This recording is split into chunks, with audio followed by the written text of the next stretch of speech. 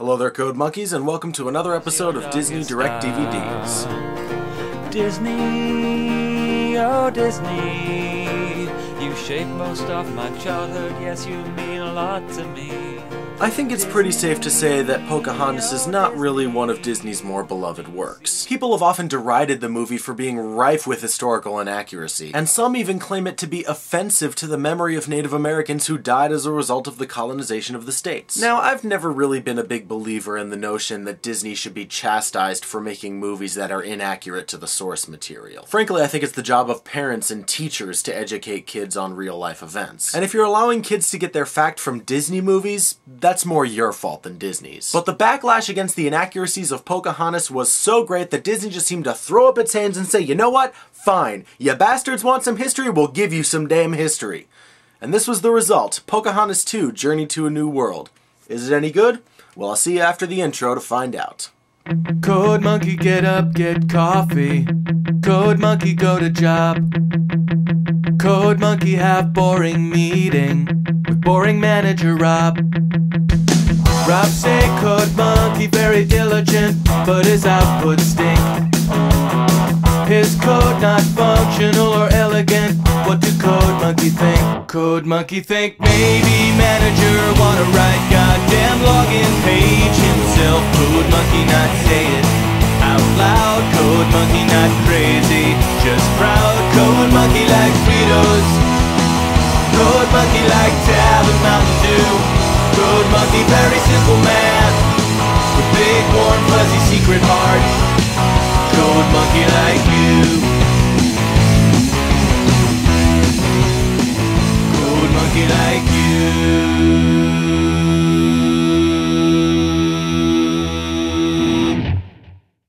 The movie opens up in a very ominous-looking London where John Smith is hiding out in some attic room. He's fiddling with a map for some reason, and then a bunch of knights break in to arrest him because I have no idea. John Smith, in the name of the king, you are under arrest for treason in Jamestown. Yeah, we'll address that in just a minute. John runs from the guards as they chase him across the rooftops, and let's just leave aside the fact that these guys are effortlessly doing parkour in full plate armor and get to the main stupid of this scene, shall we? John Smith ends up dangling on the side of a building when... The king believed my story. Pity. I so would have preferred to see you hanged.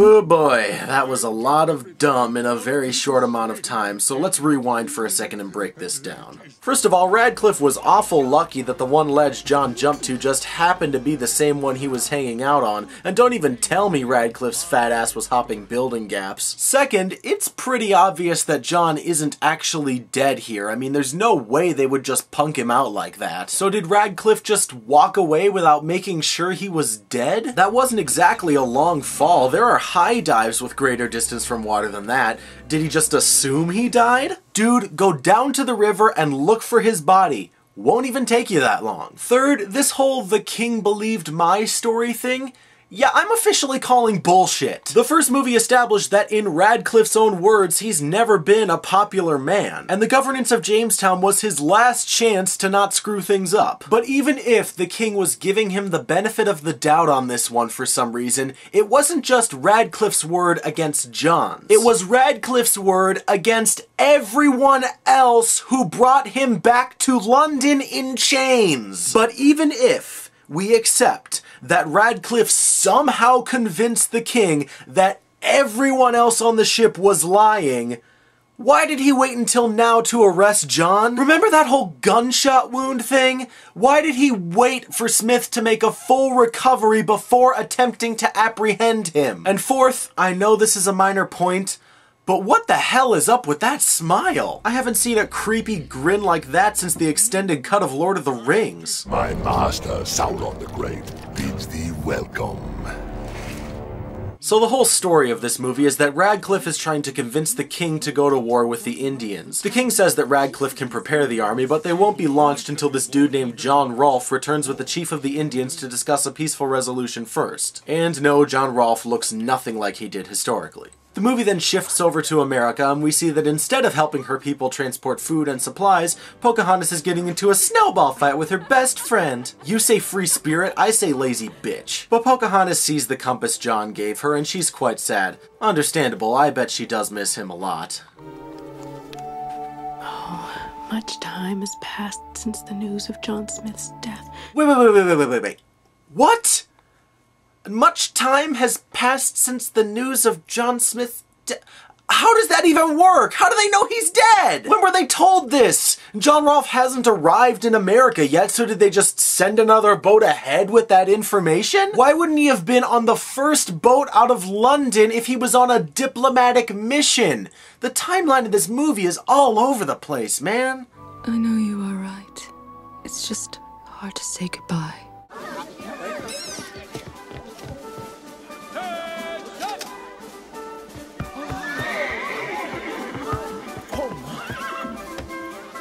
Ooh, new cute white boy.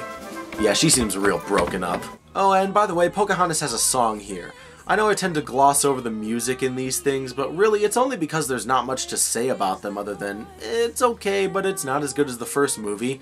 As for this song, it's okay.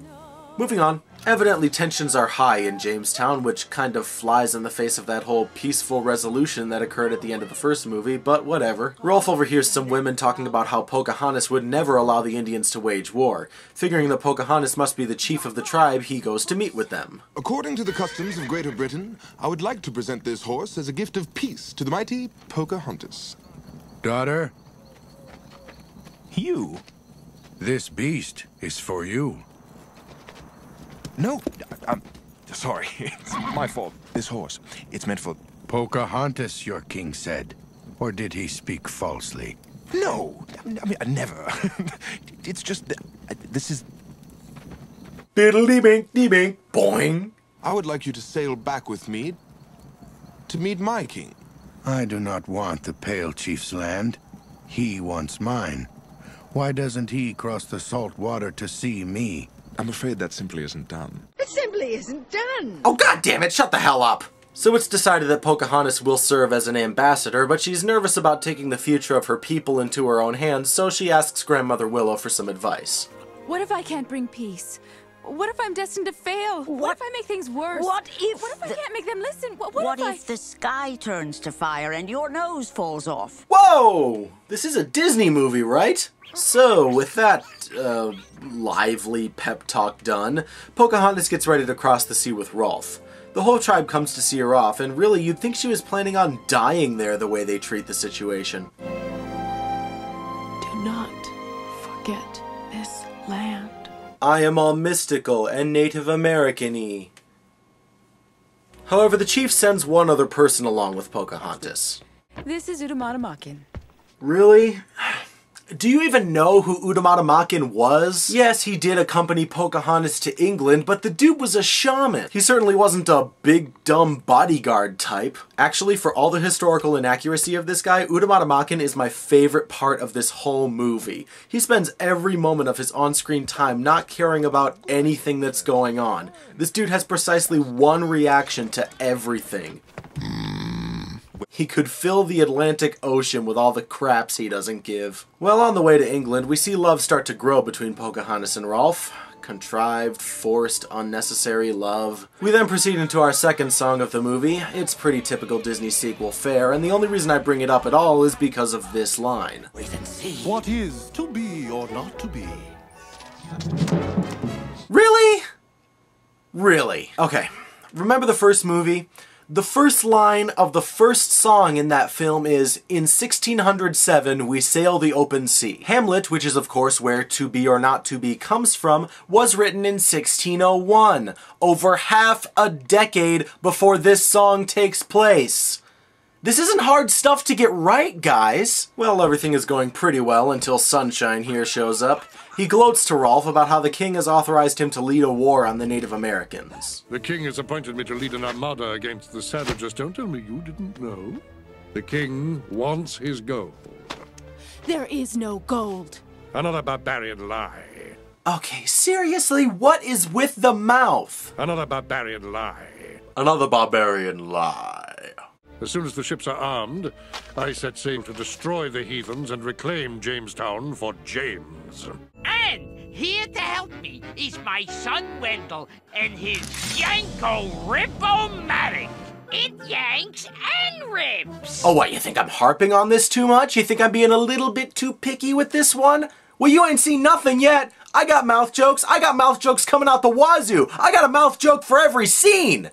You watch. Rolfe goes to tell the king that he's brought back the chief's daughter to speak on behalf of her people, but Radcliffe suggests that she attend a formal event and meet the king there. If she's not a savage, then why shouldn't she fit in? Excellent idea, Radcliffe. Rolfe, you will bring her to the hunt ball. Prove to me she is as civilized as you claim, and I will stop my armada. If not, the armada sails. But sire, it is decided. Pawn to king. Check. Ooh, somebody stop me! So Rolfe tells Pocahontas that in order to win over the king, she'll have to learn English customs and etiquette. Fortunately, this is made pretty simple through the power of musical montage. They're off to the ball, with Pocahontas at her most well-mannered and Mata Maken at his most awesome. The jacket required, sir. Oh dear. I love it. Well, things are a bit shaky at first, but she manages to win the king over, which is not as hard as you might think, actually. I think you must be a great king to have so many subjects, Your Majesty, and the loyalty of so many good men. Did you hear that? She thinks I'm a great king. Oh, what a delightful child. Charming, absolutely charming. So yeah, turns out the king is kind of an easily manipulated little idiot. Although the whole believing Radcliffe thing should have probably tipped us off about that one. But when the dancing starts, Radcliffe cuts in to try and throw her off. It's a very good thing Smith is dead. Seeing how disloyal your heart is would certainly kill him. Have you ever noticed that when Radcliffe smiles, he kind of looks like that guy Fawkes Mask that V wore? Well, anyway, they all go to dinner, and there we find that Radcliffe has organized a show. You'll be surprised to see whose disguise is the cleverest one of the lot. Yeah, this song's thematically appropriate and everything, but this is the song he should really be singing. My shiny teeth that twinkle, just like the stars in space. My shiny teeth that sparkle, adding beauty to my face. It's now that Radcliffe puts his full plan into motion.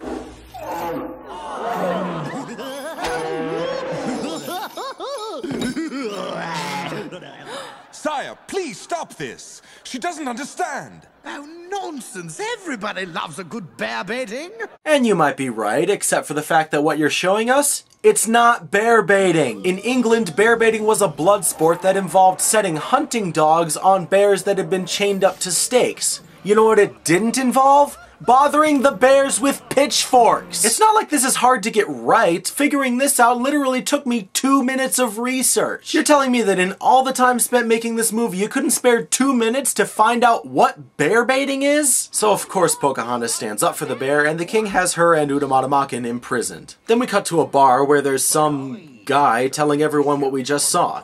The entire point of this scene, of course, is to alert the hooded figure sitting in the tavern of Pocahontas' fate. Gee, I wonder who the hooded figure could possibly be. Rolfe meets up with the hooded figure and they break into the castle to bust out Pocahontas. There's no time. We must go.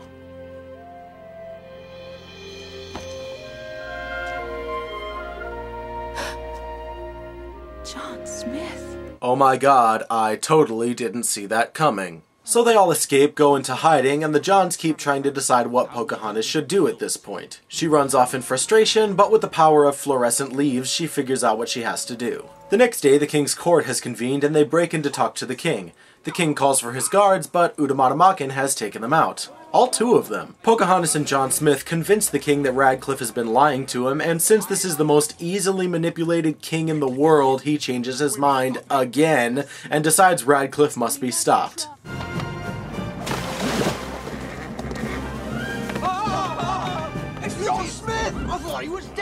ghost of John Smith. Run for your life! God, I don't know what this movie's fascination with gullible Englishmen is, but it is funny as hell sometimes. Well, after some slapstick fighting and a surprisingly tepid sword duel between Radcliffe and Smith, Smith has Radcliffe beat.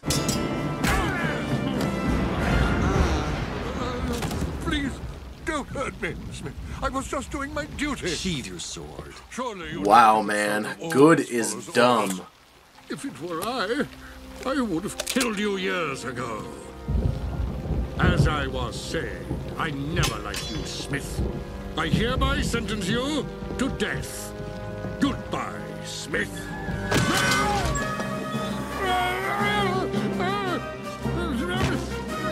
Very stylish. I learned it from the best.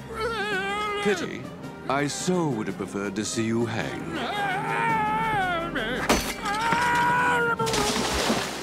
So Radcliffe ends up overboard, and he washes up on shore right near the king, which means it's time for our final mouth joke. You know what his mouth reminds me of now? Well, I guess you're right again. How often do you get to use a droopy dog joke, am I right, people? I'm gonna miss this bit. Well, everything turns out pretty well. John Smith gets his own ship, he and Pocahontas part ways, Mata Maken is still awesome, and Rolfe follows Pocahontas back to America. The end. And that's Pocahontas 2. What did I think of it? Well, in terms of overall quality, this one is actually one of the better Disney sequels I've seen. The animation is pretty good by the standards of direct-to-video sequels, with the exception of Radcliffe's runaway jaw, and the story, while having some big logical inconsistencies with the first movie, is told in a fairly simple and reasonably competent way. The music is nothing terribly special, but it's decent enough and manages to avoid being gratingly bad, and the movie also avoids the tendency to add superfluous sidekick characters, sticking mostly to the main cast we already know. But I can't really call it a good movie, and here's the reason why.